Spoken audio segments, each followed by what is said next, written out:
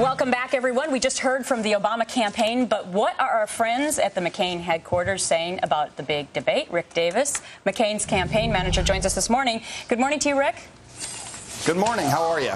Very well, thank you. So I have to ask you the first question off the bat because Stephanie Cutter presented it to us in the last segment about one of our friends from the Obama campaign. One of our friends from the Obama campaign. She said she was responding to the accusations that Barack Obama is somehow associated with Acorn. She said, in fact, that John McCain has an Acorn affiliation. She said, quote, that John McCain said this: "Acorn, you're what's great about America." Did he say that?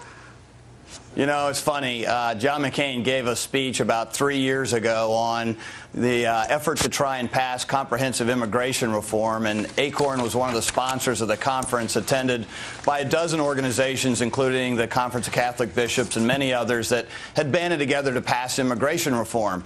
And the idea that there's some moral equivalent between John McCain mentioning it in one line in a speech on immigration and the 20 years almost that Barack Obama has been directly affiliated with the organization, it just shows you how outrageously out of touch people like Stephanie and the Barack Obama campaign have gotten lately. Hey, Rick, right now, you have to make up some ground. John McCain said it himself, he's trailing by roughly 6 points. How can you do that when you're being outspent 4-1 in Virginia, 3-1 in Florida, and 2-1 over in Missouri?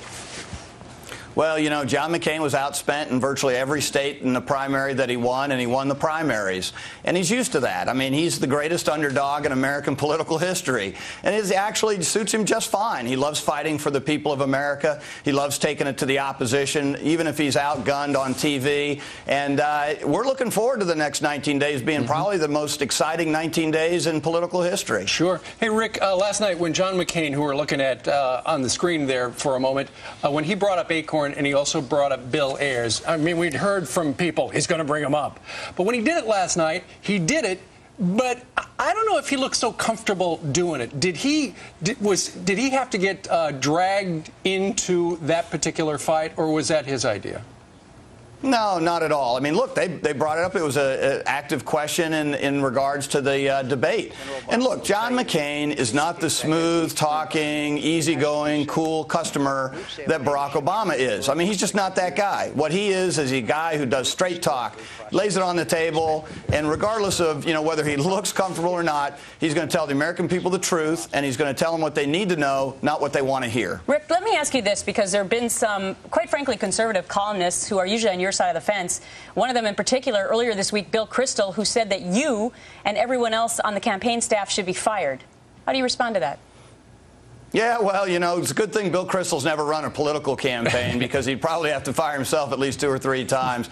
Look, we're doing a great job, I think, getting John McCain out in front of the people. But you know what? Our campaign is about presenting John McCain to the American public. He can handle it himself. And you're right. I mean, he probably doesn't even need a campaign to do what he does so well. I mean, that's the difference between the sort of, you know, blue smoke and mirrors that get created at the Obama campaign and just the raw, unadulterated exposure to the American public that John McCain has. He goes on the stump. He talks about the truth. He goes into town halls. He answers questions. And he tells the American public, clear difference between us. So, Rick, stop the spending in Washington. Elect John McCain. So right now, this will be a public invitation for you to have Governor Sarah Palin come on our show then so that we can hear from her in the next 19 days.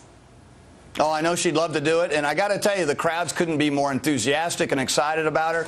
She's just been through New Hampshire for the first time. And I got to tell you, they love her as much as they love John McCain. Yeah, I just don't know what's more popular, hockey moms or Joe the plumber. It's going to go down to the wire. She was at Walmart yesterday. Yeah. All right, Rick Davis, we're going to have to leave it right there. We got 4 seconds before the commercial starts, all right? See you.